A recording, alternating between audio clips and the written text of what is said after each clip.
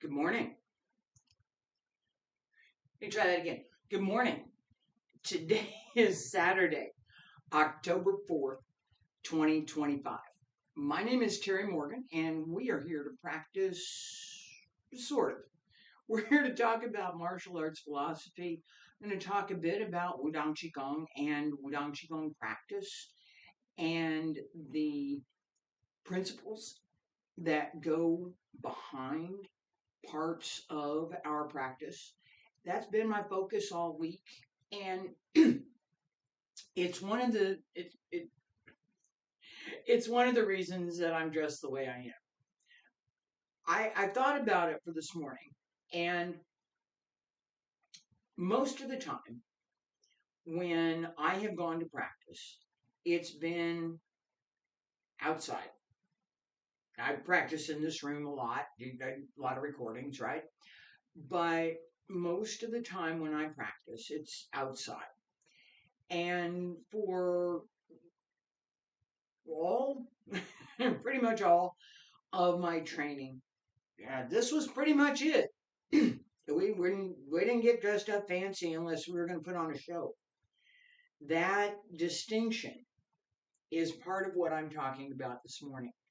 This idea that what are the, and I've been talking about this all week, the idea that we have particular principles, we have particular ideas, we have particular things that belong with.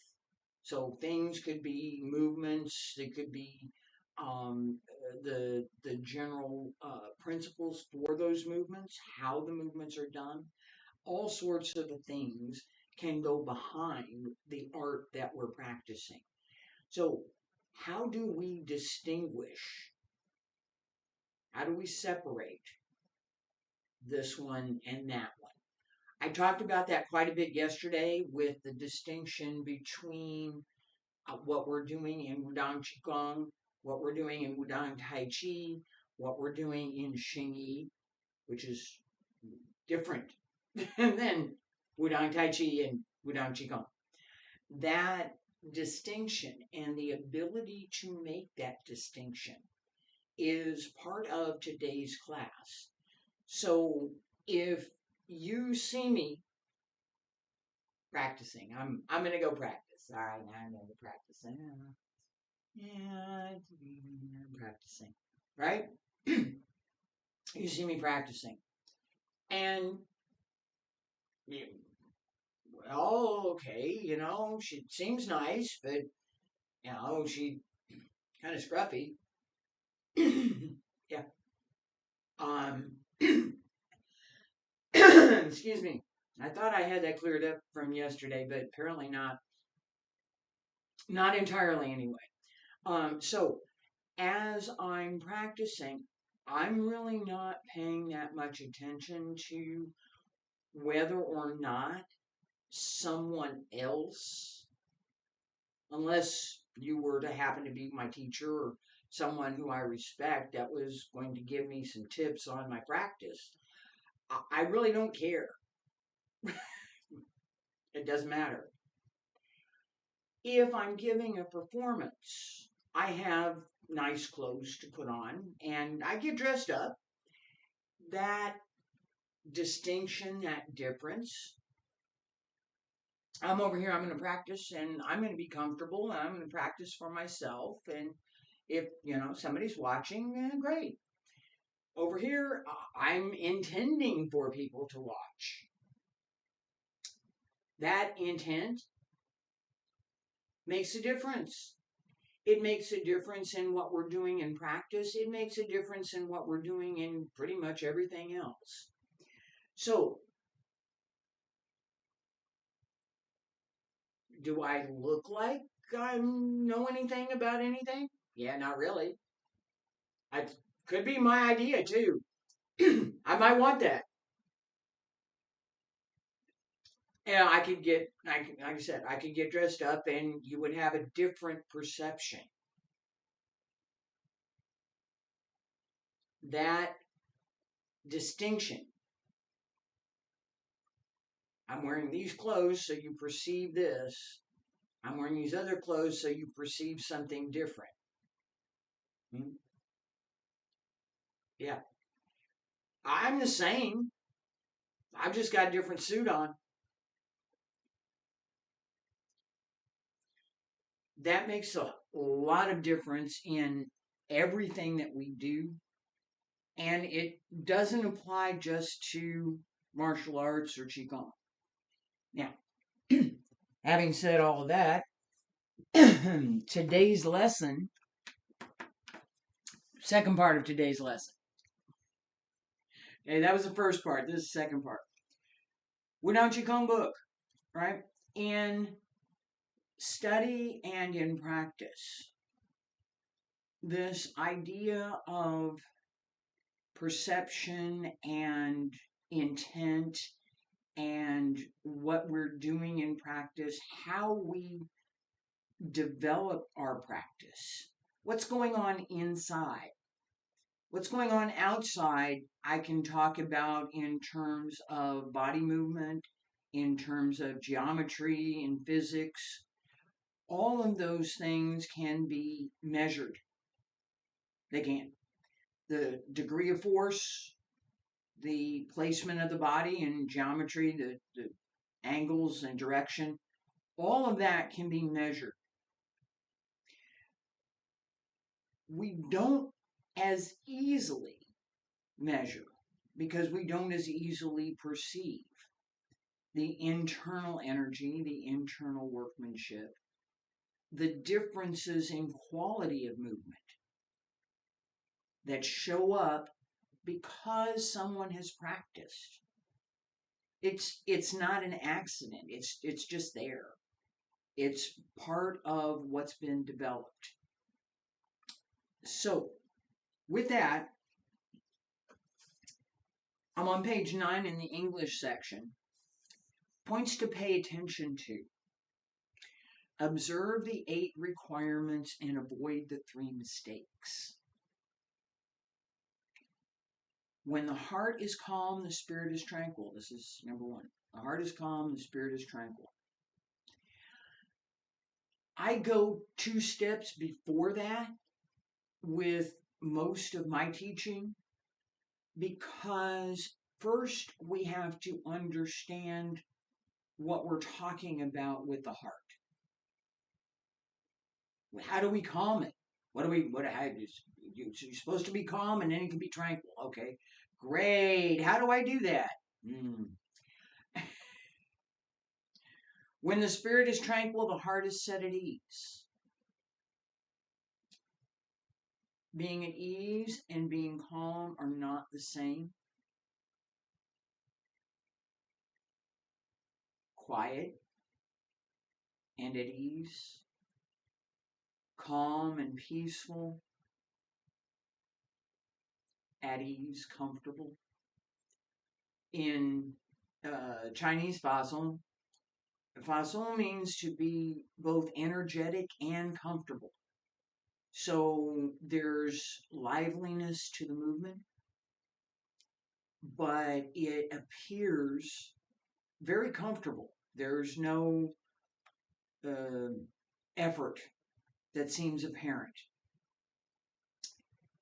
When the heart is set at ease, it is full and still. When there is fullness and stillness, there are no disturbances. When there are no disturbances, the breath can circulate. When the breath can circulate, one can transcend appearances. When one transcends appearances, one discovers heightened awareness. Heightened awareness leads the spirit and the breath to join together and 10,000 things to return to their root. Each step, one by one, as we go through and we develop that skill, that level of discernment, that level of awareness, it gives us the opportunity, it gives us the basis for the next one. So, at the beginning, when the heart is calm and the spirit is tranquil, the heart, the partly the heart mind, partly the emotional heart. That sense of what are we feeling, what are we paying attention to? Both of those together. The spirit, Shen, that sense of being more than who we are. It's in sports. We look at a game being played, or we look at a competition, and we say, oh, that athlete is playing with spirit, or that person is, their spirit is showing through in how they move. That kind of spirit, where we're not talking about the ghosts in the room, right? We're not, no. This is something that as humans we feel and we see. That animating spirit that we can perceive in someone else. And we can see it in ourselves as well. So when the heart is calm, the spirit is tranquil. Everything's fine. It's all good. Everything's good. When we can achieve that, we can start on the next level. Let's do a little bit of a stretch and then practice just a little bit from the Qigong sets 6, 7, and 8. Hand circle to the front, back around to both sides. Up along center line, and reach out.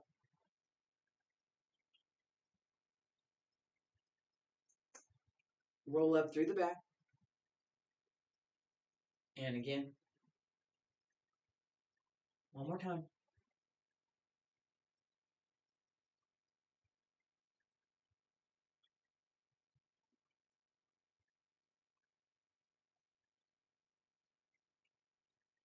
Fingertips reach up, elbows drop down, wrists, hands return to your sides. Okay, you will notice that I rarely do anything without doing the stretch first. I need to stretch. I need to be that bit of a warm up is something that is extremely important. And what I found is that particular stretch works very well for me. There are other warm ups that I have done.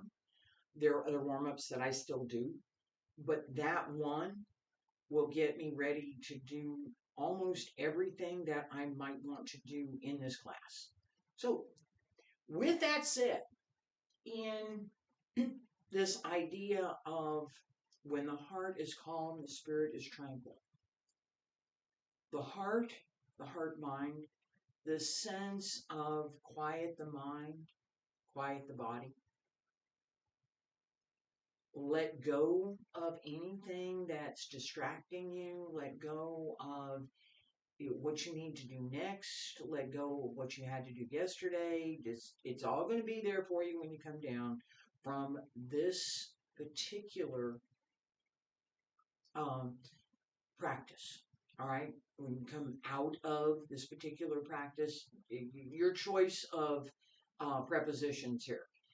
The idea is that as we practice, we open up the body, we engage with ourselves at many different levels, and when we finish our practice, we close that, we shut it down so that we return to what is our normal state.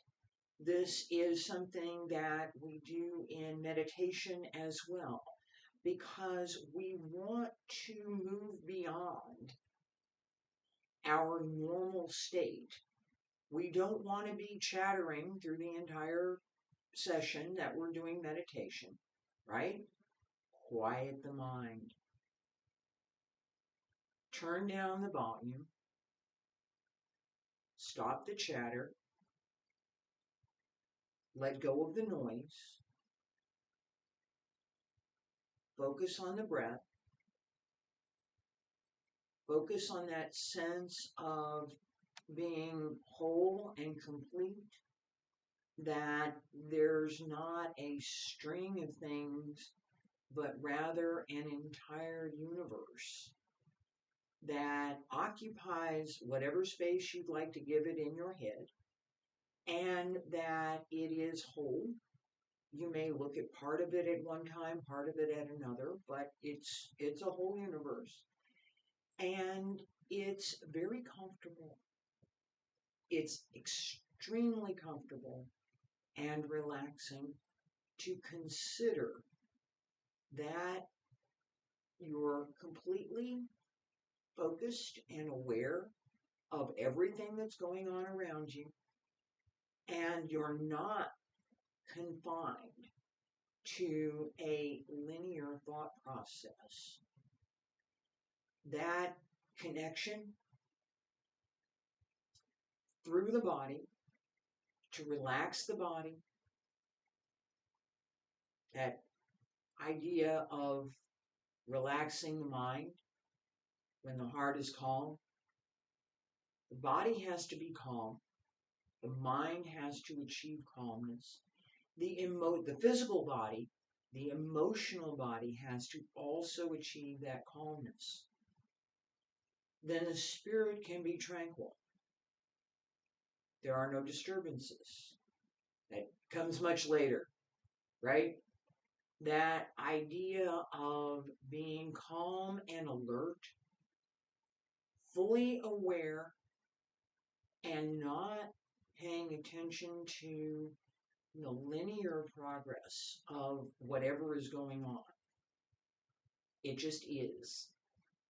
That sense of wholeness is where we begin. Feet about shoulder width apart. Ladies, right hand on the outside. Gentlemen, left hand on the outside. Both hands crossed at the lower tantien. Connect the labrum. Pull up, breathe in to the middle tantien, and breathe out. Bend the knees, press down. Keep that sense of calmness. Relax the breath. Open the mind. Calm the heart. Breathe. Nice and easy.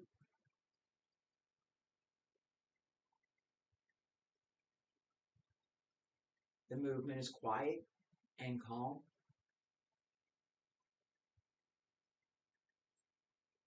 Open and complete. 2 more. Breathe in. Breathe out.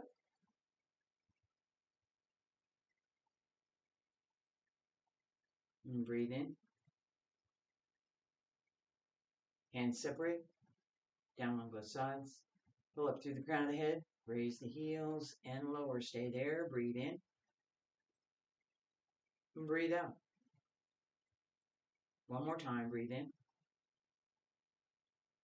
And breathe out. Connection with the breath. Connection with the movement. The intent that goes behind the movement. When the heart is calm, the spirit is tranquil. I want that calmness. I don't want a highly energetic movement if I'm trying to calm down, right?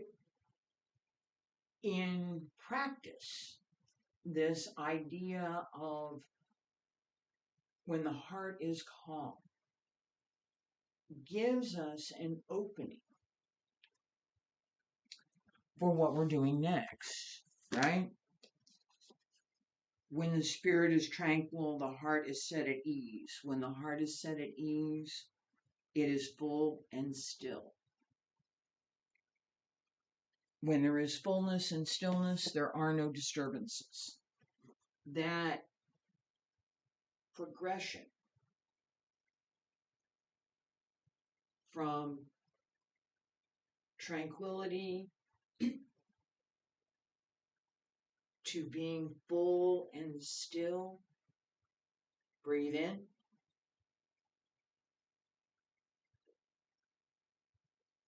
Breathe out.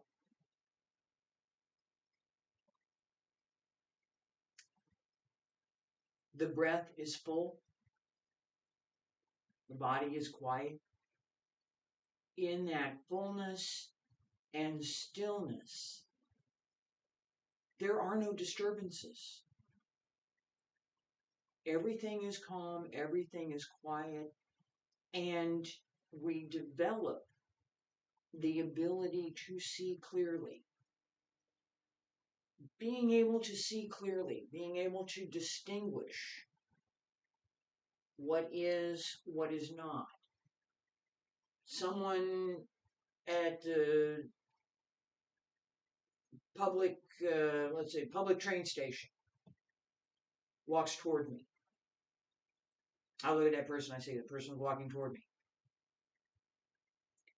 Beyond that, what do I see? Oh, I see a lot of things. What does that person have, and what is that person doing? Maybe that person is one of the staff, and they're going to the office that is right next to where I'm standing. Maybe that person is a little scruffy and looks like they might want to try and rob me. I don't know. It depends, right? It's a person. I don't know. Description. Let me distinguish what I'm looking at. Let me clearly distinguish what I see. Do I see someone who is walking toward me with the intent to do me harm? Do I see someone who is walking toward me and just not paying attention to the fact that I'm standing here? Do I see someone who is walking toward me and distracted by something else? What do I see? And how do I perceive that? Whatever it is I see. How do I notice what kind of movement? How a person moves tells me a lot about what their intent is.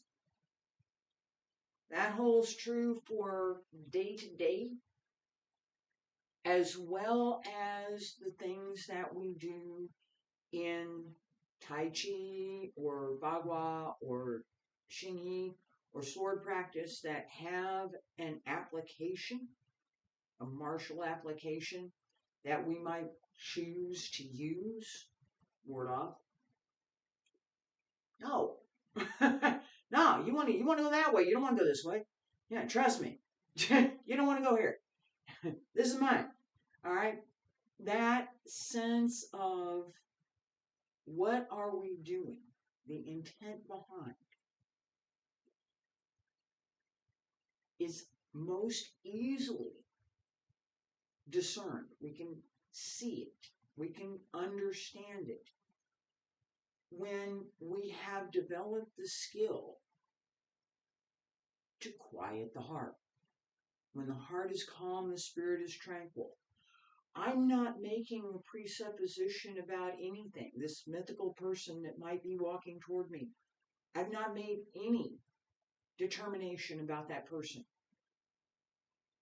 But I see them walking toward me, and I'm going to look. And I'm going to say, well, okay, what is this? Who is this? Why? What is this person doing? I start asking all sorts of questions that give me the ability to discern what's going on. In martial arts, we do the same thing. I talked about discernment with my clothes. You don't expect me to be the teacher. I'm supposed to be one of the students and new students in the back of the room, right? No, not. That expectation is there because of my clothes. It is. If you move past that, don't look at my clothes. What do you see?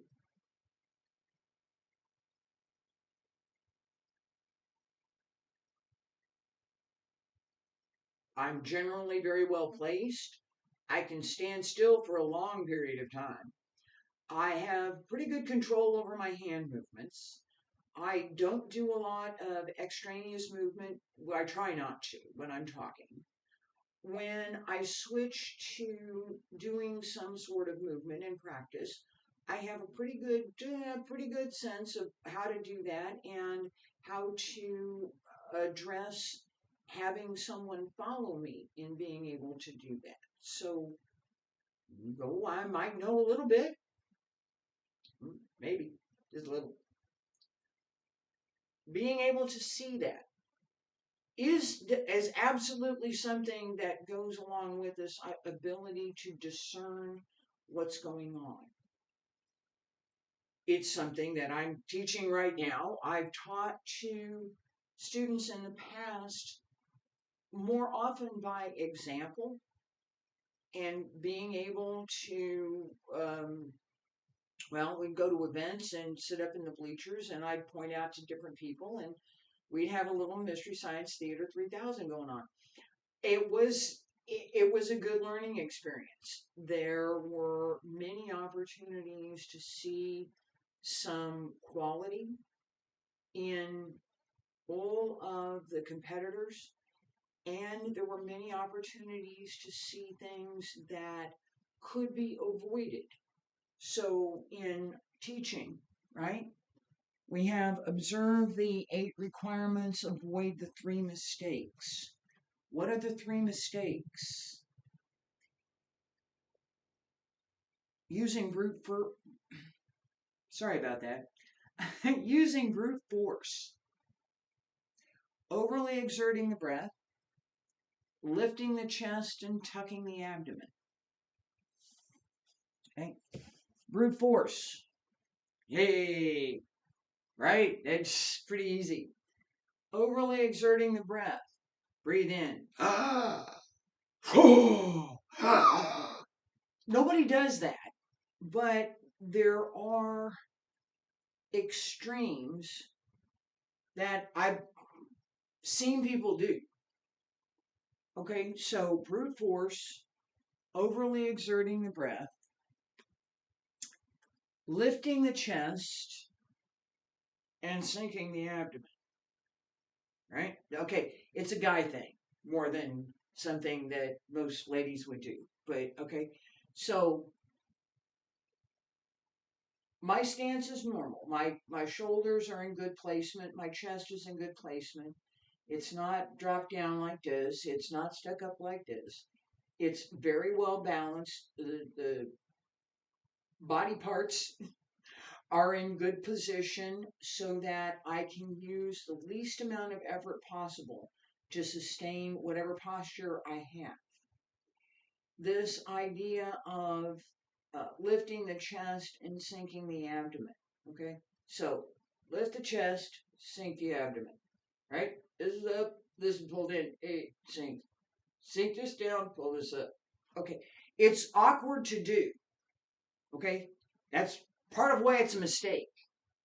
Okay, so we want the chest to be well placed, not sunk, not sticking up, right?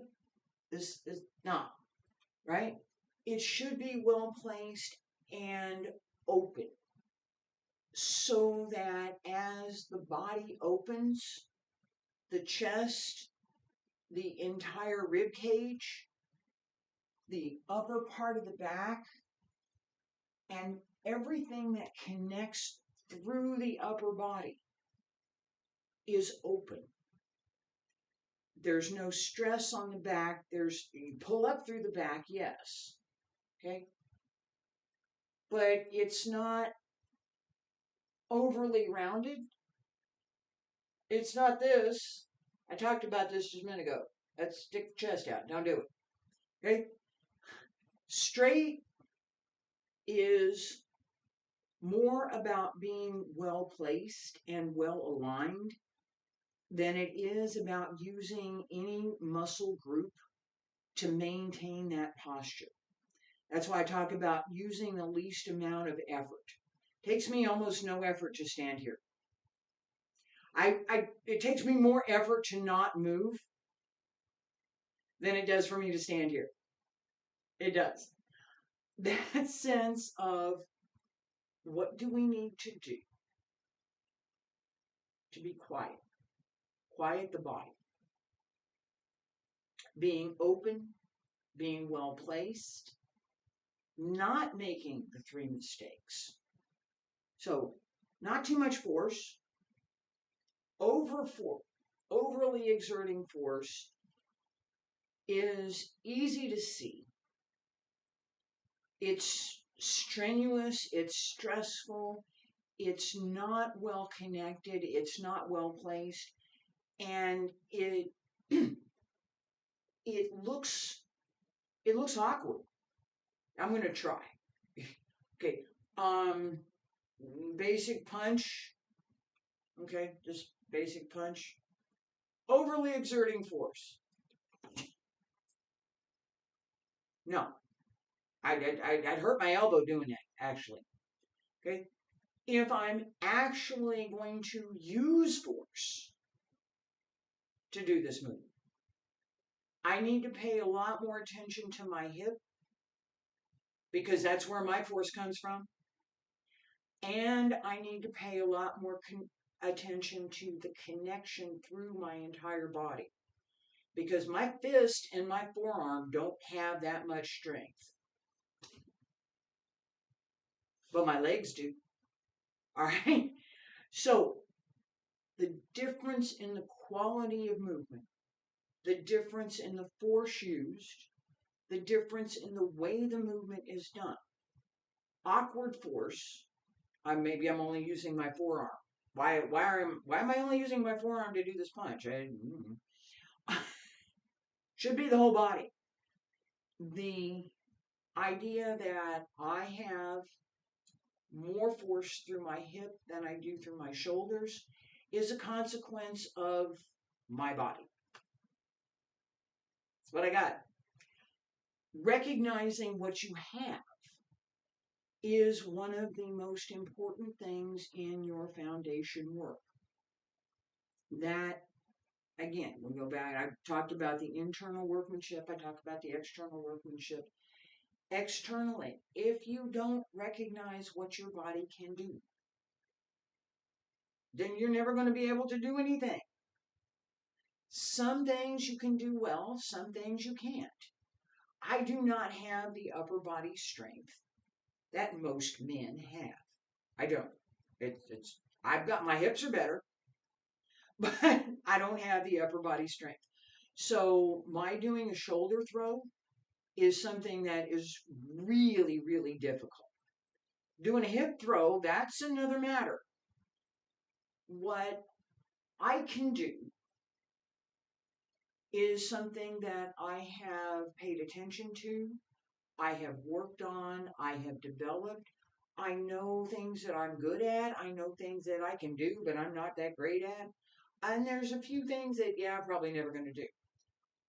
That understanding comes with practice, it comes with study, and it comes with that recognition of what we're doing, what we can do, and how we're doing it. Part of that recognition comes from that ability to quiet the heart. When the heart is calm, the spirit is tranquil. That starting point gives us the ability to look inside, to begin that development process, and to begin the process of learning how to clearly distinguish what it is we have, what we don't have, what we might be able to acquire. what's probably not going to be possible, and to be able to see that in others. So, as I was judging competition, I looked for what the competitors were doing at the beginning. Wudang style Tai Chi. Regulate the breath, breathe in,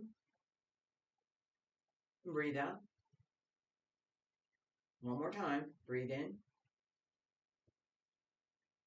and breathe out.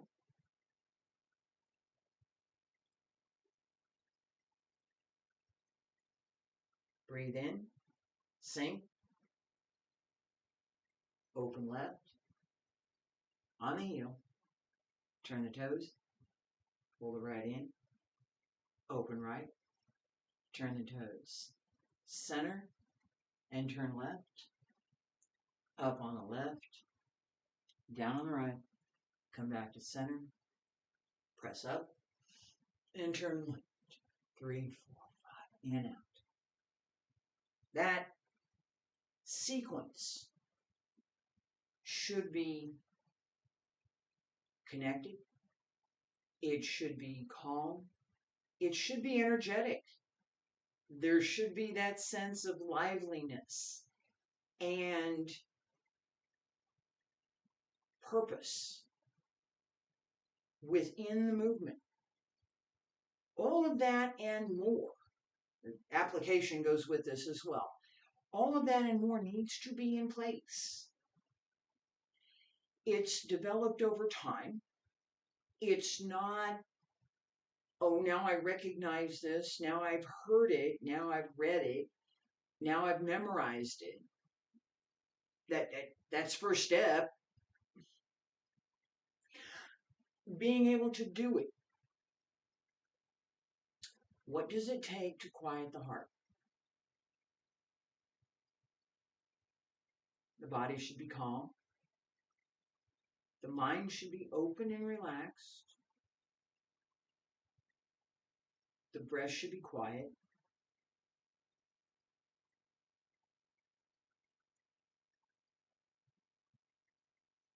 And there should be a sense of stillness.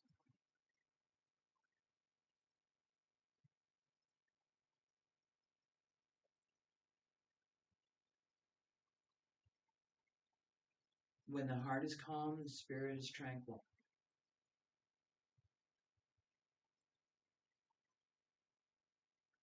Finding that connection. Being able to settle into a posture. I just did this. Quiet the body. Quiet the heart. Look inward and outward at the same time, so that you're not separate from your environment, but you're also not necessarily engaged with it. It's just there. Your focus is on being open and quiet. The mind is open and calm. The emotions are quiet. So the heart, mind, shin is quiet. The spirit can be tranquil. That sense of comfort and awareness. It's not sleepy kind of tranquil. It's not let's go to sleep now kind of tranquil. It's a quiet, comfortable kind of sensation that creates the additional opportunity for the heart to become tranquil. Being calm and tranquil, not the same.